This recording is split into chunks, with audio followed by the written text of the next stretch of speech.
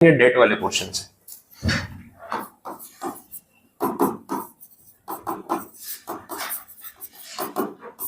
Cost of date.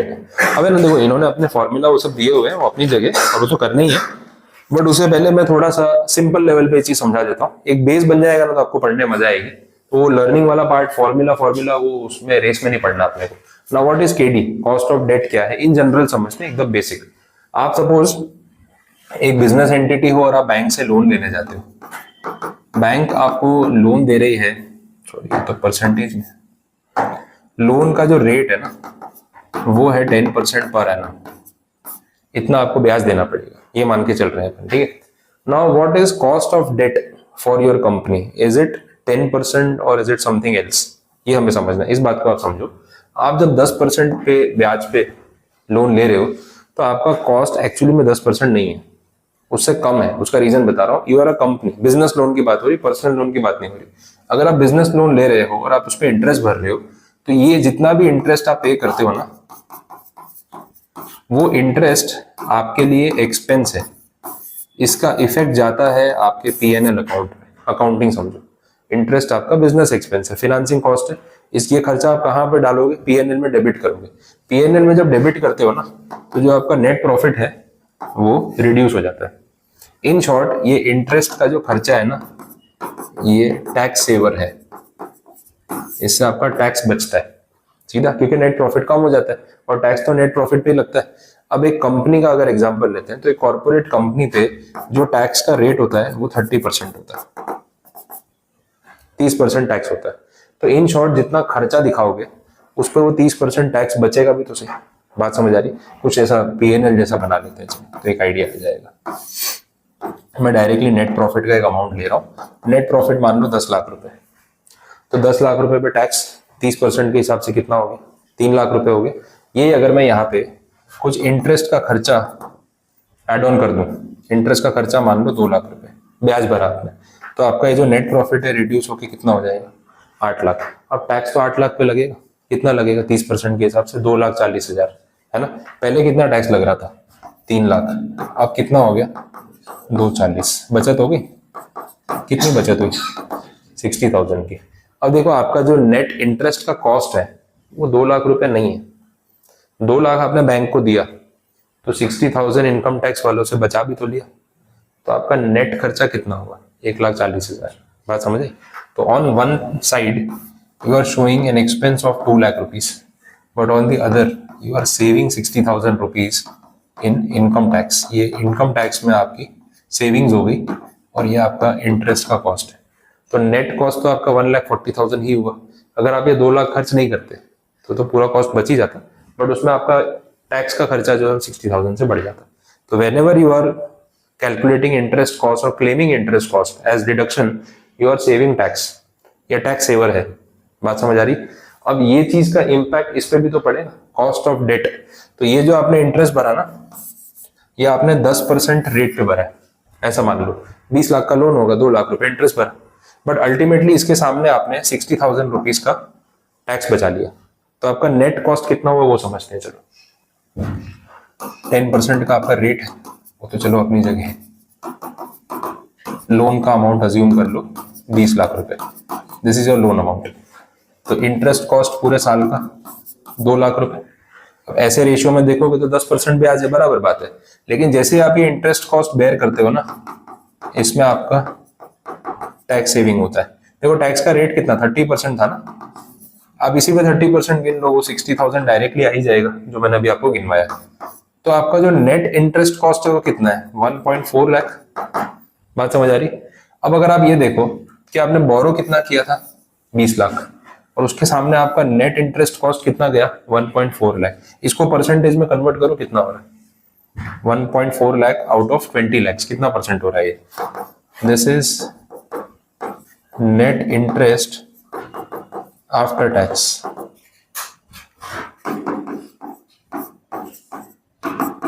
यही होगा, 7% आ। बात समझ आई? तो बोलने को ऑन पेपर 10% ब्याज भर रहे हो, इफेक्टिवली 7% ही तो जा रहा है। समझ आया? ये है आपका कॉस्ट ऑफ डेट। सिंपल है, बात समझ आई? This is your cost of debt. तो दिखाने को 10% इंटरेस्ट रेट है, बट इफेक्टिवली आपके पॉकेट से कितना जा रहा है, 7%। ये केडी है। ये सारे कंसेप्ट को इन्होंने फॉर्मूला में कन्वर्ट कर दिया।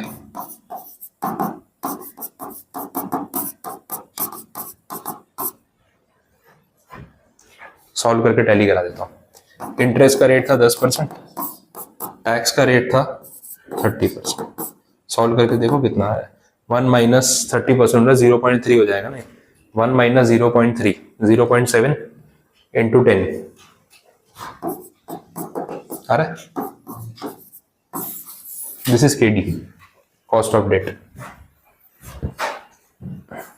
पता है बहुत लोग आपने देखा होगा जिनके पास बहुत पैसे होते हैं फिर भी लोन लेते हैं। देखा है कभी ऐसा?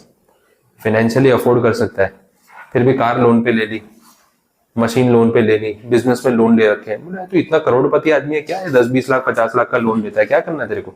ये रीजन होता है। एक तो ऐसा है, देखो मेरे पास, मुझे मान लो फैक्ट्री में मशीन लगानी है, मशीन में इन्वेस्टमेंट करना है 1 करोड़ का।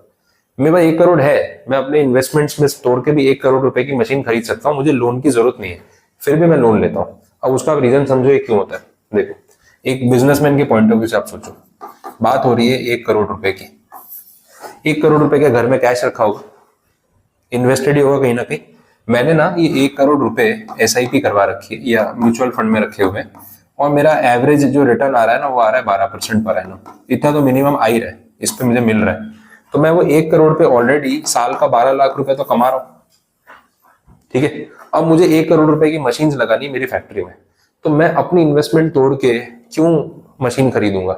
मैं बैंक के पास गया, मैंने बैंक वाले को बोला भाई मेरे को 1 करोड़ रुपए का लोन चाहिए, और तेरे पास कोलेटरल में मशीन तो है ही, मशीन के बदले ही लोन चाहिए, तो 1 करोड़ रुपए का लोन लूंगा तो क्या रेट पे पैसा मिलेगा बता दे। बैंक वाले ने बोला कि भाई 10% लूंगा। आपने थोड़ा बार्गेन किया, बोले देख ले 1 करोड़ का लोन है, 8.5 में फाइनल करते हैं। बैंक लोन में बार्गेनिंग होती है, सब जगह होती है, इंडियन कस्टमर है वो कहीं पे बार्गेनिंग करेगा। 8.5% पे आपने बार्गेनिंग करके उससे इंटरेस्ट रेट फाइनल करा दिया। अब देखो कहाँ 8.5 कहाँ 12। आपका 1 करोड़ आपको 12 लाख तो कमा के दे ही रहा है।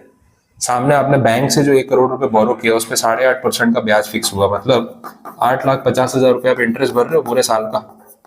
फायदे का सौदा है, नुकसान का है। ये खुद के 1 करोड़ तोड़ के मशीन खरीद ली होती तो लोन का झंझट नहीं होता, पर 12 लाख की कमाई भी तो खत्म हो जाती।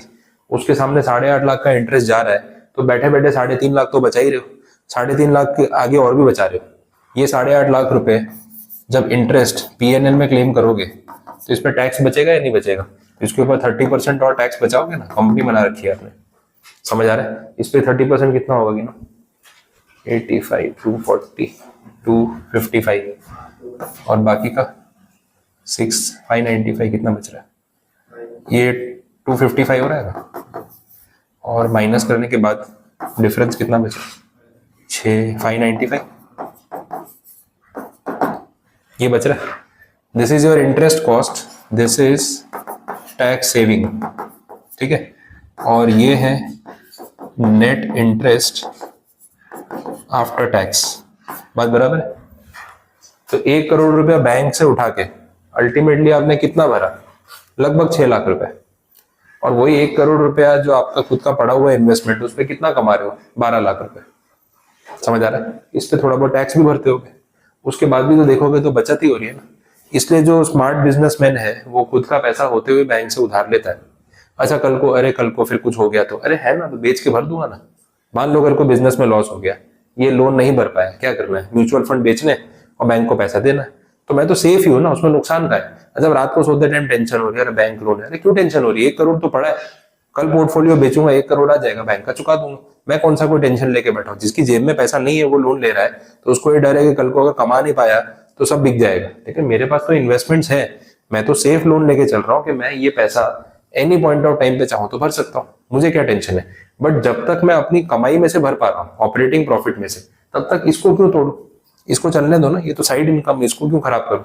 ये मशीन जब इन्वेस्ट करूंगा तो मशीन में से तो पैसे कमाऊंगा, उसमें से ब्याज भर दूंगा, अपना इन्वेस्टमेंट तो चलता रहेगा। तो बहुत बार फंडिंग होने के बाद भी लोग अपने इन्वेस्टमेंट तोड़ने के बदले बैंक से लोन उठाते हैं, क्योंकि जितना इंटरेस्ट रेट दिख रहा है एक्चुअली में उतना है थोड़ी ना।